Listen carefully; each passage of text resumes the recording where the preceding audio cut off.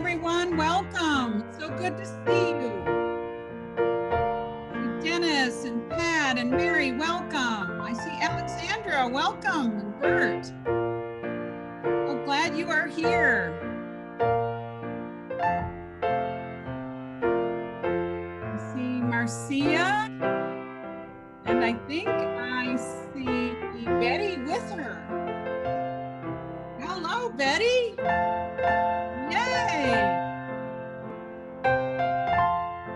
Other people beginning to come in. Go ahead and make yourselves comfortable. You can either get your coffee or read the announcements. You can put a joy or a sorrow in the chat if you have something casual that you'd like us to see. We'll also have a more formal joys and sorrows time a little bit later in the service. Good morning, Nancy and Carolyn and Lisa, Robert and Susie and Puppy, and Joe, welcome.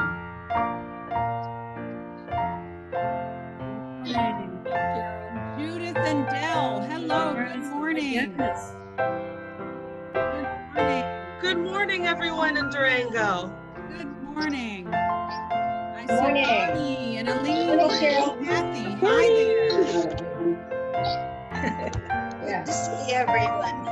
Welcome. Welcome, rejoice and come in. Hey, everybody. Joyful day.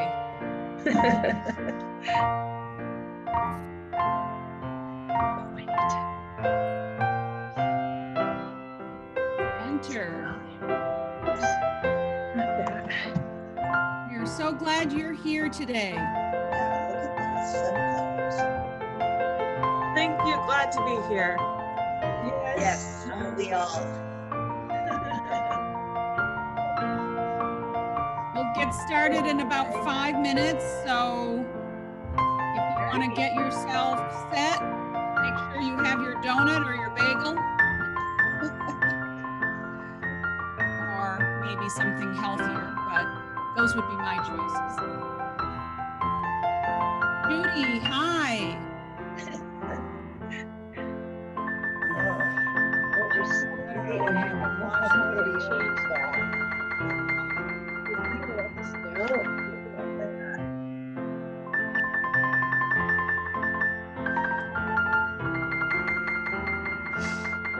Hi, Brenda. Hi, Marilyn. Hi, Jack.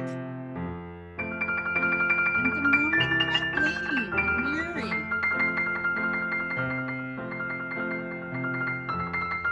Hi, Richard and Eb and Liza. Good morning, everyone.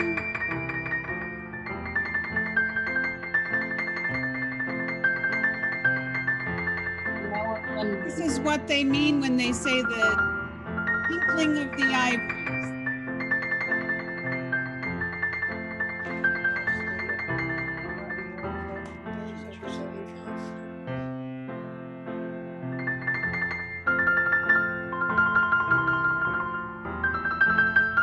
We are so glad everyone is here this morning.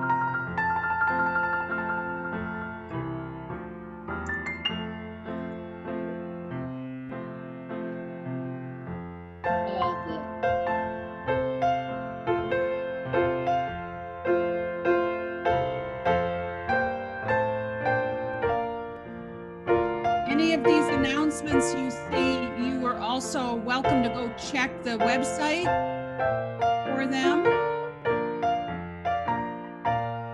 Look under faith formation or adult faith formation.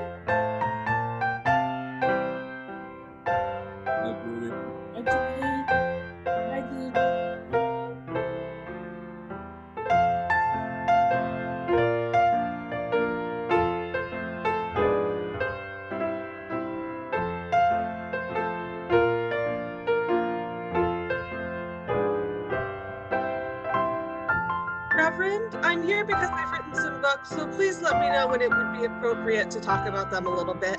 I'm sorry, say that again? I'm here because I've written some books, one of which features Durango, Colorado. So Oh, please that let me would know when be- it would be appropriate to talk It'd about be them. appropriate to talk about that after we break into small groups, after the service is over. So stay for that. Sounds good to me. After we finish, you're welcome to stay and join one of those groups. Thank you. Oh, pretty. That was a flower, if everybody wanted to remember what that was. A flower. That sunflower in front of the church. Almost forgot. It'll be summer again someday.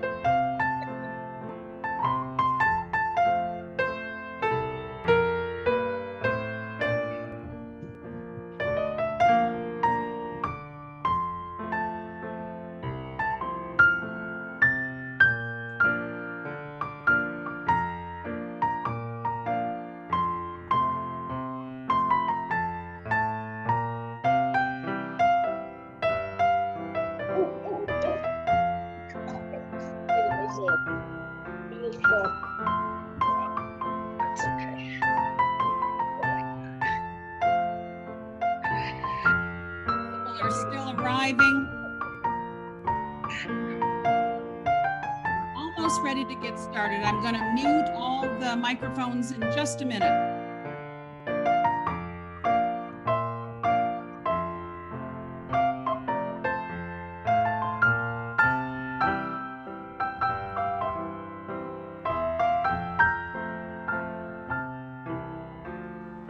Hi, Ken Carpenter.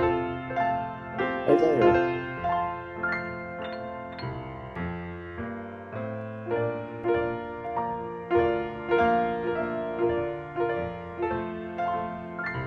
Hi, Katie. Good morning, Katie. Morning, Ken. Hi, Katie. Morning, Ken. Good morning, Ken. Good morning, Good Judy. morning. Good morning.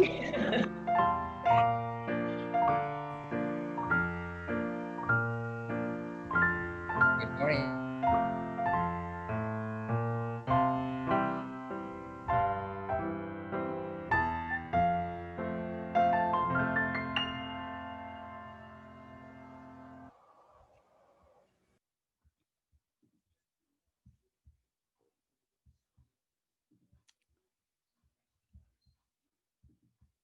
The words calling us to worship this morning come from the Reverend Christian Smith.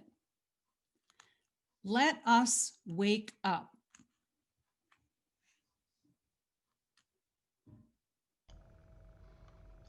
Not just from the Sunday morning exhaustion, from the wish for a few more drowsy minutes in bed. Let us wake up to this world we live in, to its beauty and wonder, and also to its tragedy and pain. We must wake up to this reality that not all in our world have what we do, however much or little that is. We must wake up to the idea that our wholeness, our lives, are only as complete as the lives of those around us, of those we are inextricably tied to in a great web of mutuality, of which all of us are part. We must stay woke, in the words of our friends and colleagues involved in Black Lives Matter, working every day for racial justice in our country. Let us wake up. Let us stay awake. Let us stay woke. And now, in this time and place, let us worship together. We acknowledge that the land we gather on as a congregation, where we live, work, and play, was not freely given to us. We are gathered on the ancestral land of the Nuchu, or Ute, Apache, the Pueblos, Hopi, Zuni, and Diné Nation. We recognize the indigenous peoples as original stewards of this land. As these words are spoken and heard, the ties nations have to their ancestral homelands are renewed and reaffirmed. We acknowledge that our use of and benefit from this land came at a dire cost to Native nations and peoples whose land we now inhabit. I am Katie Kandarian Morris, minister of the Unitarian Universalist Fellowship of Durango. I'm so grateful to be creating community with you today, a congregation of beautiful, caring, and justice-striving people. We gather virtually, keeping each other safe. It is a balm being together as we respond to the world's brokenness with our liberal religious values of hope and love. Unitarian Universalists have radical roots and a history as self-motivated spiritual people. We think for ourselves and recognize that life experience influences our beliefs more than anything. We gather in the spirit of covenant. If you are new to this fellowship, we welcome you. Please type a message to the chat that you're new, and our communications coordinator, Shannon Beaver, will reach out to you to greet you personally. We'd love to add you to our e-newsletter list. Please stay after worship for our informal small group virtual coffee hour.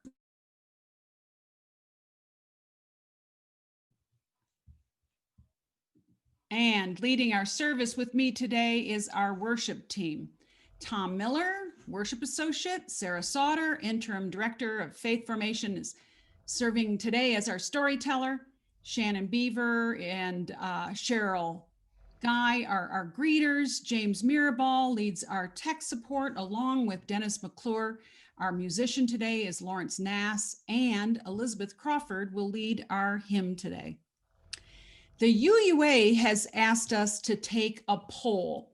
Whenever the UU Commission on Social Witness proposes a statement of conscience that will go to our gathered General Assembly for discussion and possible adoption, the UUA asks certified UU congregations, we are one of those, to participate in a poll to say if we wish it to go forward.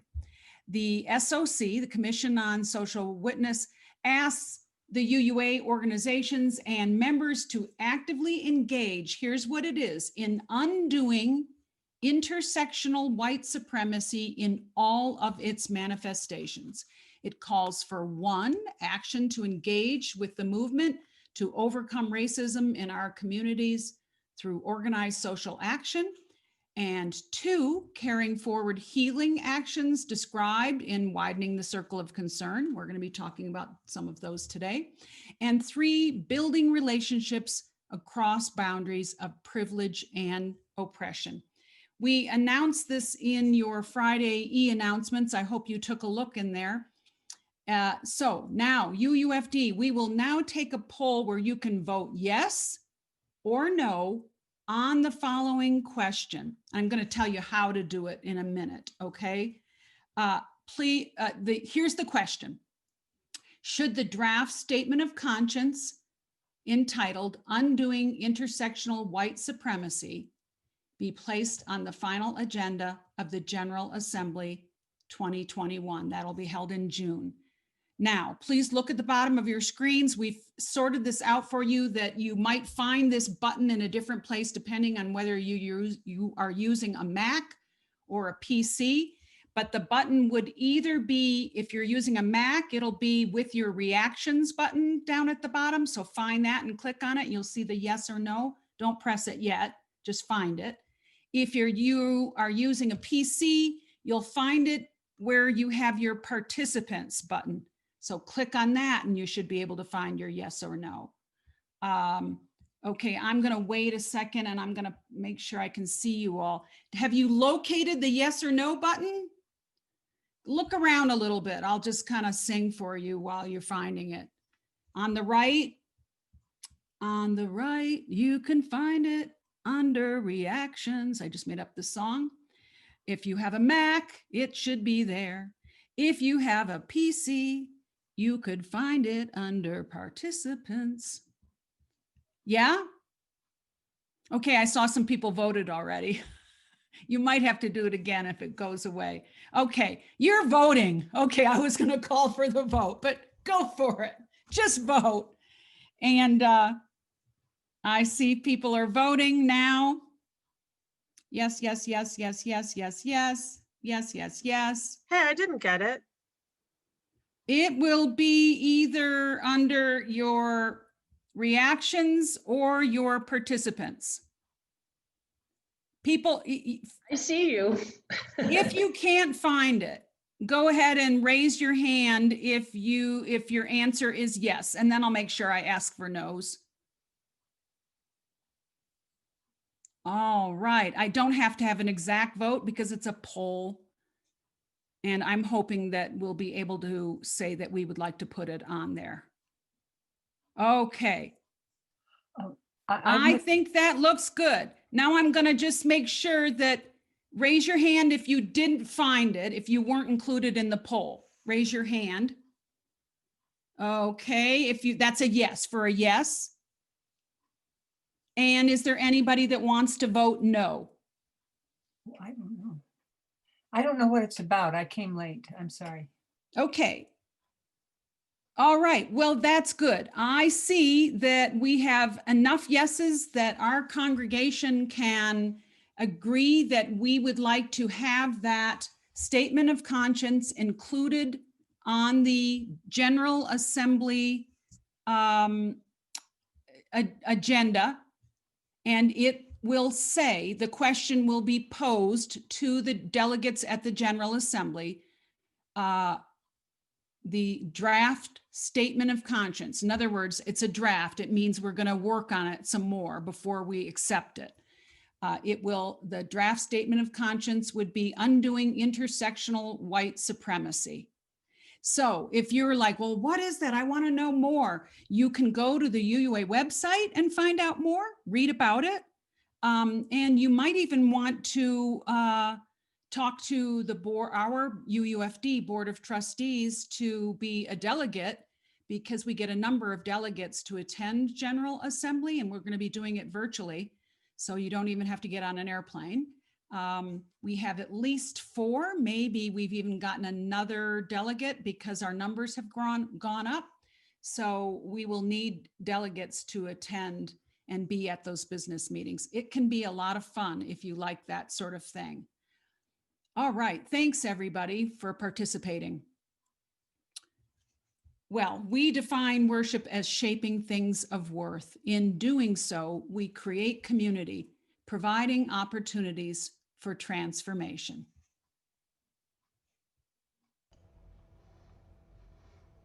This morning, as we light our chalice, I'll speak and lead the affirmation. We'll continue our recent practice of speaking our affirmation while staying muted, which allows everyone to acknowledge the peace of these sacred words. We invite you to feel what it's like to focus on our affirmation in this way, a way that calls us to be present just with the words, not just with the words, but also deeply with the spirit of the covenant that calls us to be present with each other. The words are in the chat box if you need them. We hope you'll also say the words out loud at home so you can hear your voice as well as mine. And please check to see that you're muted.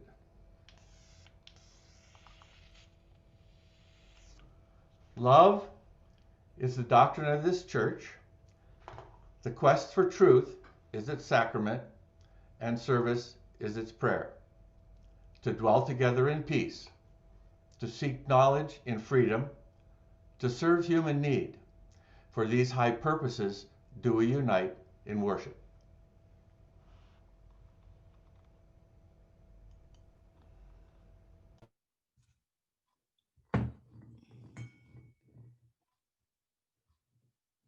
All right.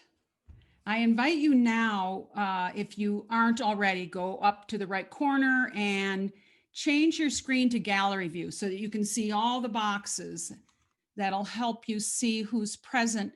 And now, keeping the attitude of reverence and hospitality, you are welcome to unmute yourself and offer each other a gentle greeting of peace and welcome to those making up our congregation today. Peace be with you. Hello, Welcome. Everybody. Everyone.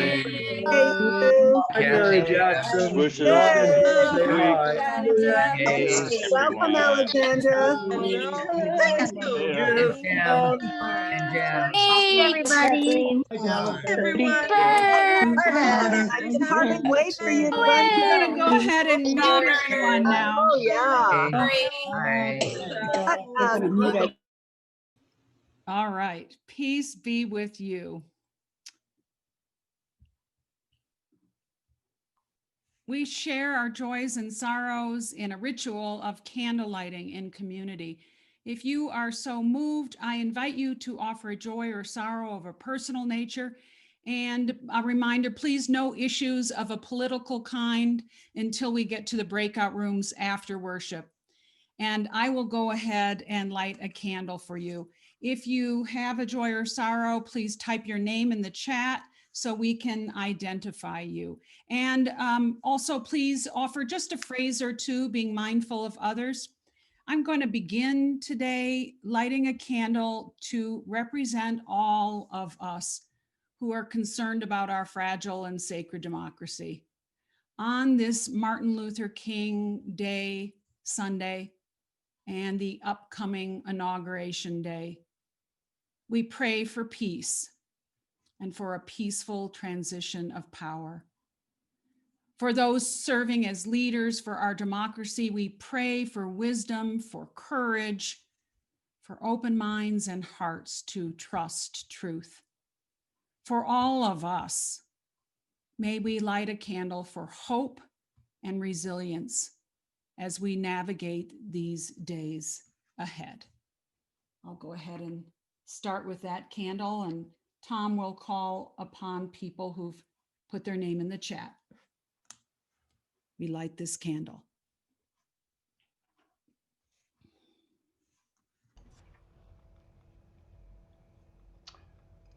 Okay, let's see. Let's start with Jory. Good morning, everyone. I do have yoga intensive this morning, but I'm not there because I decided this was more important. I have a sorrow for my roommate whose name is Ari Wood.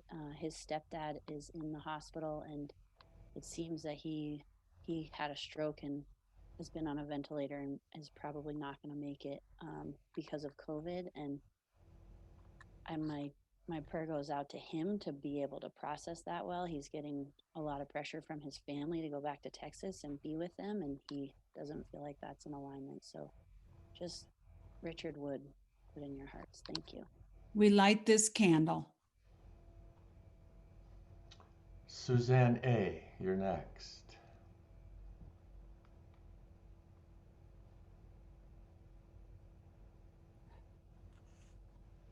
Are you ready to unmute, Suzanne?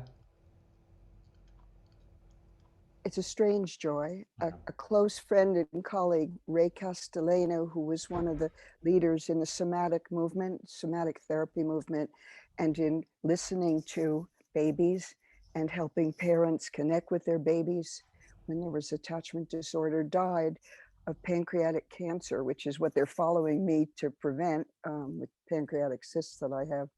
Anyway, his death was one of the most amazing that I've ever heard about in terms of how he went into it, and the team of 8 people who were around him over the last weeks made all the difference. But it was his spiritual practice that allowed him to be actually enthusiastic about dying, and his dying has helped me be less afraid. And 680 people went to his online service yesterday, and it was one of the highlights of my life. Thank you. We light this candle. Sophia. I have a joy that me and my mom got to hang out with Mr. Tom and Miss Bonnie yesterday. It was really fun in their backyard. We light this candle. It was fun. John, or Susan K. I have a concern and a care about Julia Brill. Ask you all to keep her in your thoughts. She had successful surgery in Denver on Monday, but continues to be in the hospital, and that's Porter Adventist in Denver, because she's still needing to be hospitalized in order to have the care which she needs for her recovery. So please keep her in your thoughts. We light this candle. June, you're next. My younger brother was hospitalized this week. He's been in the hospital about 4 days with COVID symptoms, negative tests each time. And so he's feeling better, but they did find a heart fibrillation issue. So, he says it's a good thing that he had to go in the hospital with fever because they found this other issue, and he'll be just fine. So it's a joy. We light this candle. Allison. Hi, I have a joy because I'm here in Phoenix with my mom, and that makes us both really happy. Thank you. We light this candle.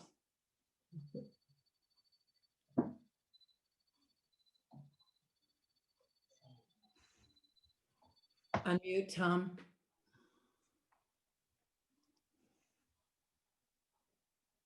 Tom, you need to unmute, please. There you go. Yeah, I didn't know that I got muted. Okay, sorry. Judy H. I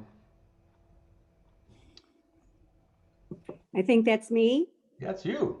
I had a spectacular awakening this week through the New York Times, and I want to urge everyone to consider this and to find a source where you can read it.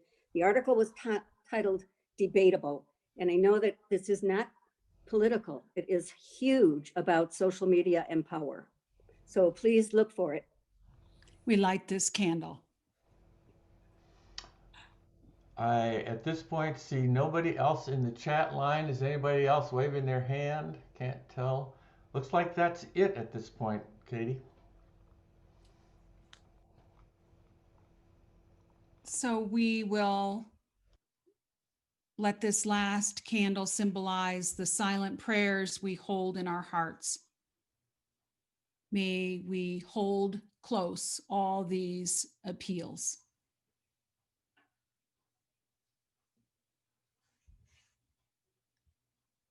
And now let's move into a deeper spirit of prayer. Words today adapted from the Reverend Marta Valentine. Words that she wrote for those at the border.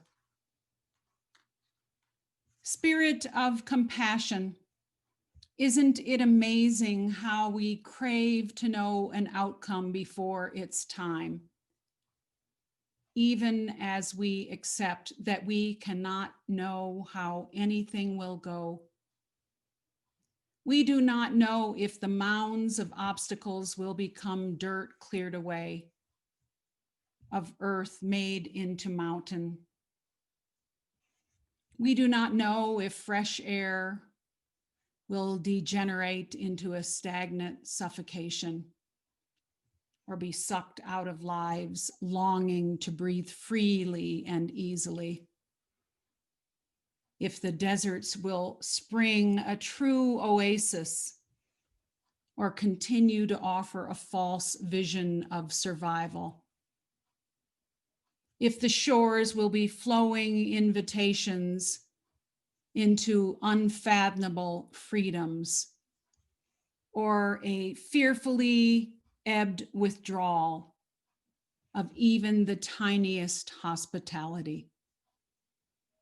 We who walk on ground taken for granted, we who speak of an earth that has no borders ask for guidance as we aid those in need, as well as those who would obstruct our care. Spirit of compassion, strengthen our resolve to carry forth this ministry, regardless of the reality of the decisions made to seemingly thwart our efforts. Let us, in one grounded body, strong in our Unitarian Universalist faith, in solidarity with those whose lives are most at stake, resolve never to give up this fight for them, nor for our country. Let ours be the hearts that resolve, whether through easy or tough times. We'll hold silence just for a moment, and I'll play the Tibetan bowl.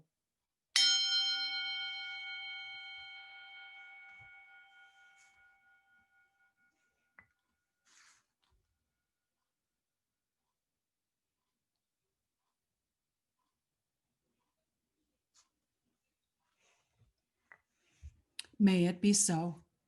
Blessed be. Amen. Amen. Ashe.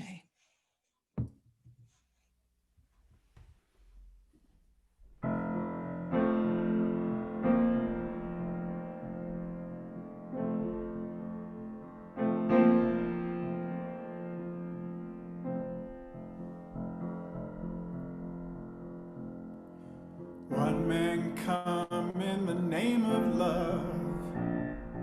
One man come and go. One man come he to justify. One man to overthrow. In the name of love. One more in the name of love. In the name of love. One more in the name of love. One man crawled on a barbed wire fence. One man he resist. One man washed on an empty beach. One man betrayed with a kiss. In the name of love, on in the name of love, in the name of love, one more in the name of love. Oh, oh, oh,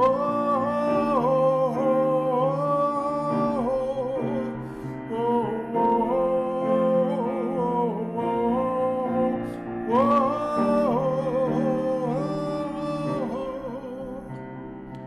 early morning, April 4, a shot rings out in the Memphis sky. Free at last, they took your life. They could not take your pride.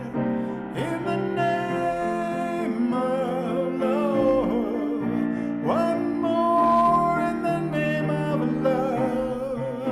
In the name of love, one more in the name of love. In the name of love, one more in the name of love. In the name of love, one more in the name of love. Oh, oh, oh, oh,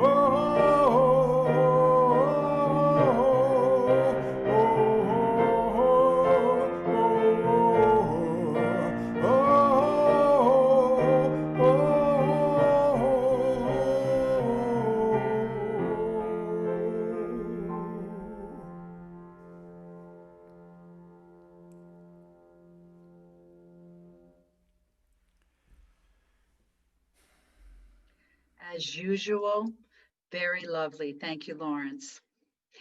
Well, this month's theme, our Soul Matters theme throughout the congregation in worship and faith formation a little bit and in small groups has been imagination. So let's take a moment and imagine. Can you imagine what this might become? Can you see that? When I did this earlier, it fell on the floor and it took me forever to find it. but that's a seed. What might this become? Or how about this seed? What might it become? It could become a coffee tree. It could actually become a cup of coffee. And then there's this one. What could this become? I wonder what these different seeds could become. Can you imagine a seed that would become this giant baobab tree? Or can you imagine a seed becoming this? This is the truffula tree from Dr. Seuss, right? Well, today I want to tell you about this seed. This is not what you're supposed to be seeing now, so forget you all saw that. This seed is a pinyon seed. And I want to tell you a little bit of a story about the pinyon seed. My neighbor is a biologist. He knows a whole lot about biology, and he's a PhD, and he used to work for this great university, and now he's my neighbor. And so he teaches me a lot about what's in my yard. And he also has a great imagination and tells great stories. So he told me the sweetest story about this pinyon seed and pinyon jays. Pinyon jays are those blue and gray birds that we see up in the trees in the mountains. And of course, the pinyon seed comes from the pinyon pine tree. But imagine a time when it does not become a pinyon pine seed, it becomes something else. You see, the male pinyon jay uses a pinyon seed to court or attract a female pinyon jay. First, he finds the coolest, nicest pinyon jay he can find, a really super nice one. And then he takes this really nice seed and drops it in front of a female. And she takes a look at the male jay, and she looks at the seed, and she's like, yeah, I don't think so. And if she doesn't like the jay or the seed, she flies away. So the male jay may take a few efforts to find a female that likes him and his seed. But when finally the female jay that likes his seed sees the seed in front of her, she picks it up. And then when she picks it up, she takes it and builds it into her nest. So this seed actually becomes, and I'll hope if I can get it for you, it becomes a home for a family. I'm sorry I can't show you the picture, but it's a beautiful little picture of a pinyon jay nest with little eggs in it. So sometimes a seed can become a tree, and sometimes it can become a family.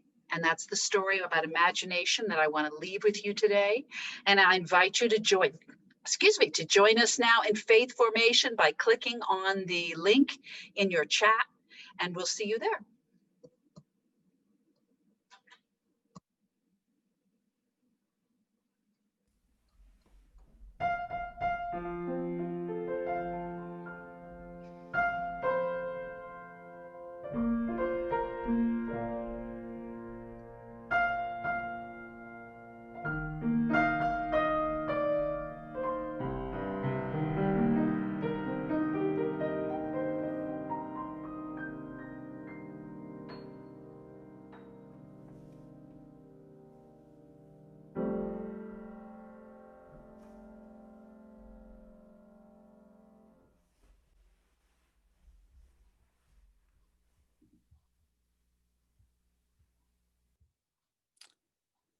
The Reverend Viola Abbott wrote these words for the work that we did in 2017 called The Promise and the Practice.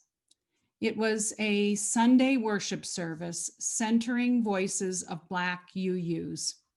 It was a turning moment.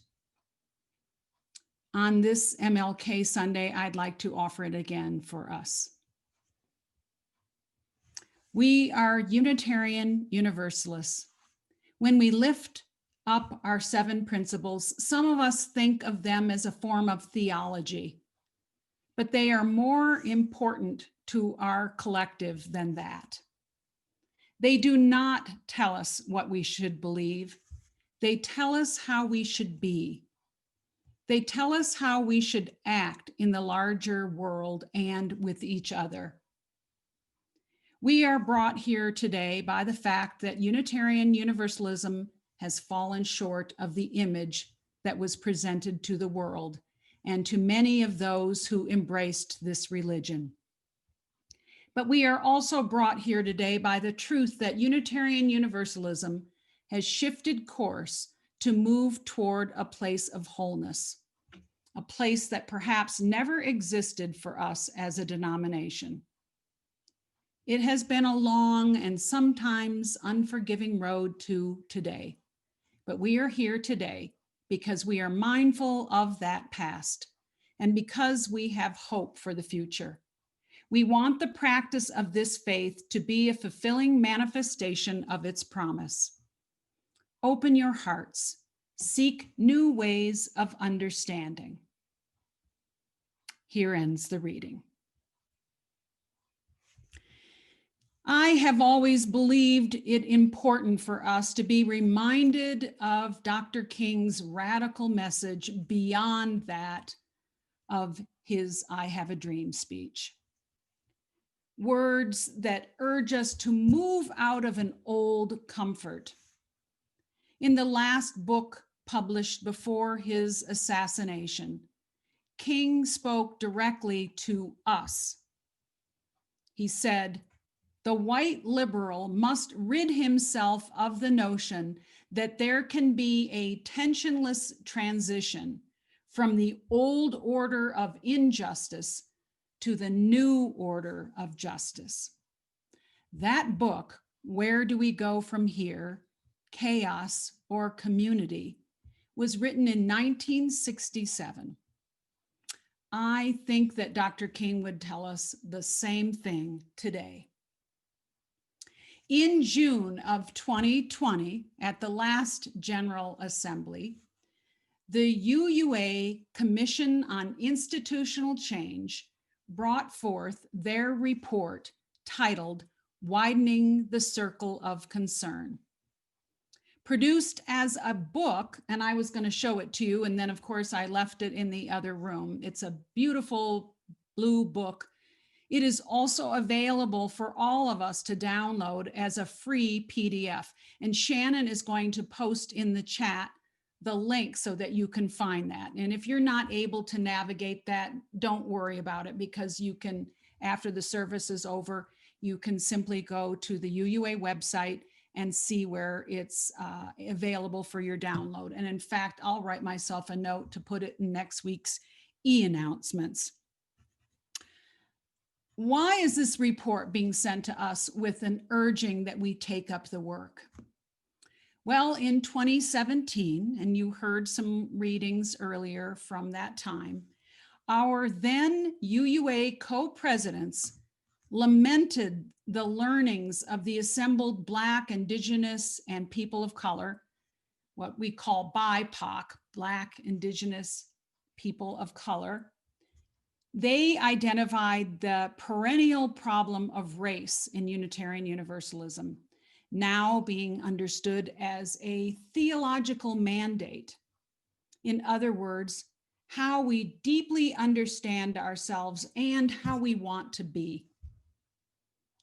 3 years past that gathering of BIPOC, the report shows that we have made some progress on specific items named at the outset. In particular, at the General Assembly, voices of Black people, Indigenous people, and people of color have been centered. And the UUA leadership has become more diverse when they took seriously hiring practices.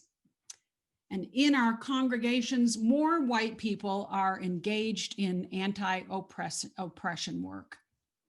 We see that engagement right here at home with our strong and active healing racism team, whose leaders meet regularly, determining future plans. And we are leading a year-long dive into understanding our own white fragility for those who so identify, and for Black, Indigenous, and people of color who want to take part. And yet, the Commission on Institutional Change's report tells us that there's more to do. We still too often confuse social customs among us with theology. The way we sometimes practice our beliefs in our communities can cause harm, confusion, and pain. The patterns and habits of white supremacy culture are often unacknowledged or unrecognized, or even at times openly denied. The Pew report that was also included in this report shows the general movement away from religious institutions in general, reminding us that what is at stake is the future of our faith.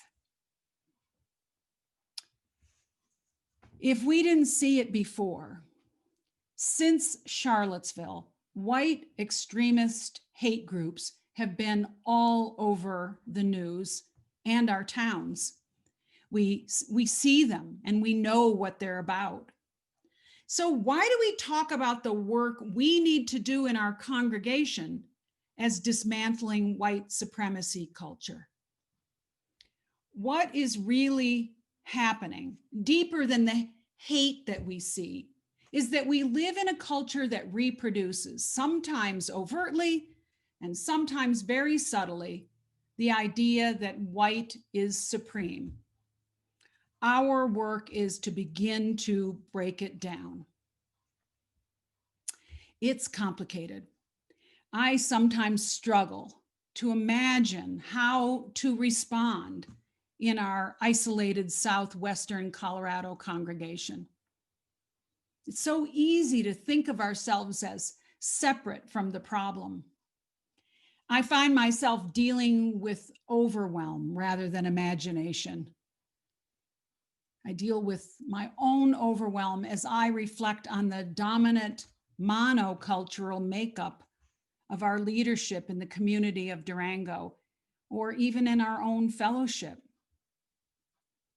And yet, I'm still walking through my house, singing the hymns we heard last Sunday, repeating the language from the verse. What though the tempest round me roars, I know the truth it liveth. While the tempest, or as King calls it, chaos, may be swirling about us, the truth that lives is the power of building community that is willing to create change. It used to be that we thought our only action on MLK Day was to march or to participate in a day of service and then return to business as usual. The pandemic has taught us there will be no going back. Last week's sedition and insurrection, and let's be clear, I never thought I'd be saying sedition or insurrection when I was talking about our country. Those violent white supremacist attacks should make it crystal clear that the work facing us is not trivial. At a committee meeting I attended last week, someone brought up the evening vigil that we held at UUFD back in November of 2016. Some of you were likely there. And at that event, we welcomed the community to our congregation for some post-election soul food. Although the results of that election might have felt like a shock, that we would elect a president who had made it crystal clear to us that he would be a promoter of hate, many, especially Black, Indigenous, and people of color, were not surprised at the direction our nation had taken. The signs had been there all along. We lit candles that night on our candelabrum, offering prayers for hope and sustenance. Then 2 months later, we marched down a snowy Main Avenue, making our values clear. And in the years since, UUFD has grown to welcome more members and more friends whose values include those embraced in our principles, where we name the use of the democratic process and the goal of world community with peace, liberty, and justice for all. We have distributed and posted yard signs and spelled it out on the street side of our sanctuary in large letters, shouting the statement that love is love and Black lives matter. Our singing last week, that was a response too, after watching in horror the January 6th violence against the democracy that is so core to UUism. This movement that has been called a candidate for the great American faith. So, as an antidote to my own overwhelm, I feel inspired to push forward to the charge given by prophetic voices, to move to a new order of justice, to stretch, to widen the circle, and to co-create the beloved community, what we call our name for the kingdom of God. Take a deep breath, because this is the last Sunday of this current administration. I want to show you something. Look at this. Can you see it? Oh, it's so tiny to read, but we're going to try to do a little close-up. This was a full-page ad that ran in the New York Times last Monday. And you can see there that it's got a request there. Oh, and who is part of that full-page ad? Black Lives of Unitarian Universalism and the Unitarian Universalist Association.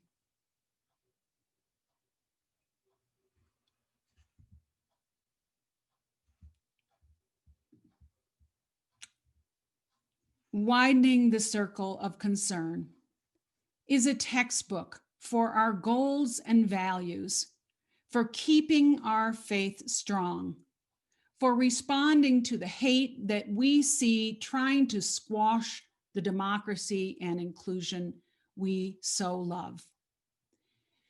Unitarian Universalism is not perfect, but I can't imagine a better place to be addressing the struggles of the world. May we trust this faith that sustains and grows with us in all of our days. And until we are together again, know that I love you. Amen. Amen. Ashe. Blessed be.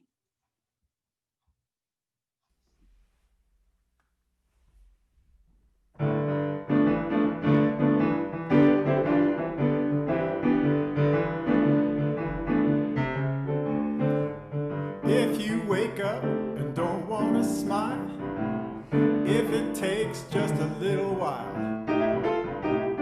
open up your eyes and look at the day. You'll see things in a different way. Don't stop thinking about tomorrow. Don't stop, it'll soon be here. It'll be here better than before. Yesterday's gone, yesterday's gone.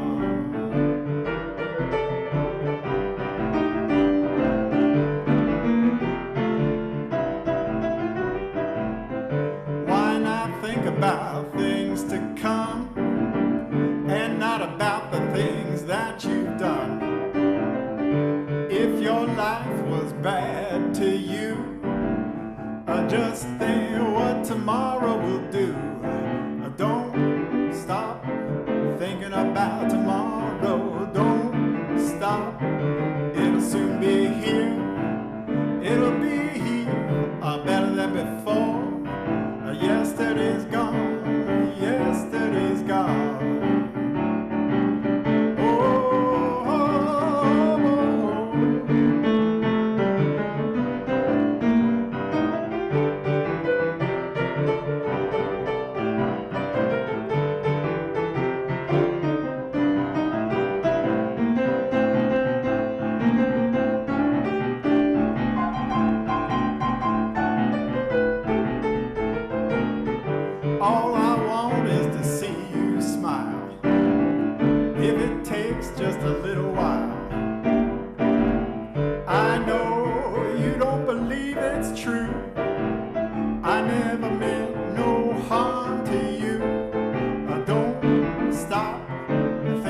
about tomorrow. Don't stop, it'll soon be here. It'll be here better than before. Yesterday's gone, yesterday's gone.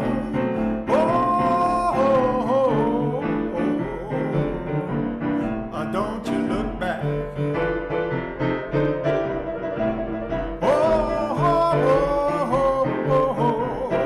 Don't you look back.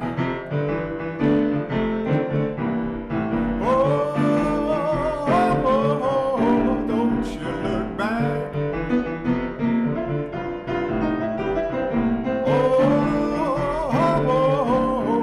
Don't you look back.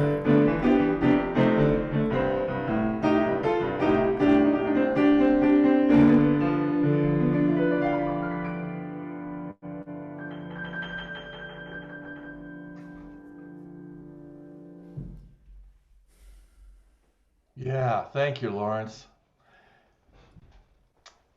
As we begin our offering, a reminder that there's 3 ways you can make a donation.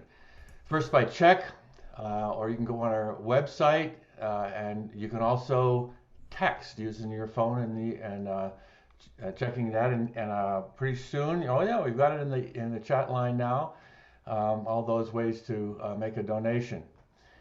Our offering words today are adapted from a prayer by Audette Fulbright Fulson.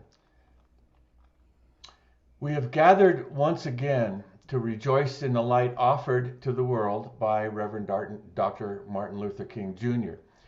His walk on this earth was a gift to generations, and today we give thanks for that gift. We know that we are called together today not simply to rejoice and be glad that such a man was given to us for a time, but rather to heed the calls he made to us, the same calls that reverberate now as they did when he was alive, the same calls that have been made time and time again in a voice of justice that calls us throughout the ages. We are called to hear that same word of truth that Dr. King spoke, that the hungry and poor are with us still. It is not enough to march and remember. The work we are called to do is to feed hungry children and to wipe the tears from our siblings' eyes. It's not enough to sing a joyful song. We must also build the houses that will give shelter to every adult and child and allow them full security and dignity. Your gifts today add to the support of our increasingly robust social justice efforts and enable us to be real contributing partners in alliance with others who are also deeply involved in the work of racial justice. We encourage you to give generously to support our beloved community and our work in the world to widen the circle of concern and build a new order of justice. Your gifts are received with gratitude. On September the 2nd, 1957, Dr. Martin Luther King Jr. visited Highlander Folk School in Tennessee. Part of the school's mission was to help prepare civil rights workers to challenge unjust laws and racist policies that discriminated against African Americans. The school also made a point of bringing blacks and whites together to share experiences and to learn from each other. It was a dangerous idea. Dr. King delivered the main speech that day honoring the school's 25th anniversary. As part of the meeting, folk singer Pete Seeger got up with his banjo. He plucked out a song that he'd learned at Highlander and led the audience in singing it. That song was "We Shall Overcome." It soon became the anthem of the civil rights movement in the 50s and the 60s. The song spread rapidly as the civil rights movement gained momentum. Protesters sang it as they marched for voting rights. They also sang it as they were beaten up, attacked by police dogs, and hauled off to jail for breaking laws enforcing segregation. The song offered courage, comfort, and hope as protesters confronted prejudice and hate in the battle for equal rights for African Americans. Remembering these early fighters for racial justice, please sing this song with me.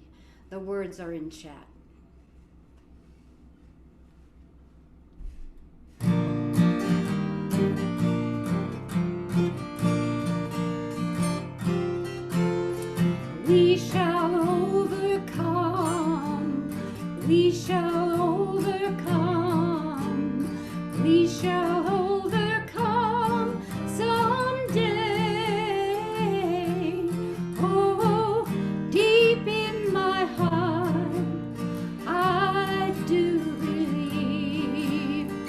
we shall overcome someday. We'll walk hand in hand, we'll walk hand in hand, we'll walk hand in hand someday. Oh, deep in my heart, I do believe we'll walk hand in hand someday. We shall all be free, we shall all be free, we shall all be free someday. Oh, deep in my heart, I do believe we shall all be free someday. We shall live in peace, we shall live in peace, we shall live in peace someday. Oh, deep in my heart, I do believe we shall live in peace someday.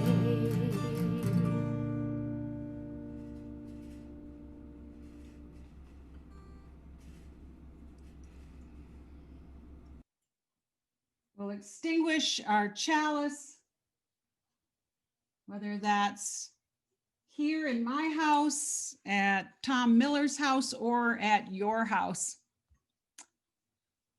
And let us take our courage from 19th century Unitarian minister Edward Everett Hale's encouragement. I am only one, he said, but I am one. I cannot do everything, but I can do something. And because I cannot do everything, I will not refuse to do the something that I can do. And then more recently, from Bill Sinkford, the first Black president of the UUA. There is so much work to do. We have only begun to imagine justice and mercy. Help us to hold fast to our vision of what that can be. May we see the hope in our history and find the courage and the voice to work for that constant rebirth of freedom and justice. That is our dream.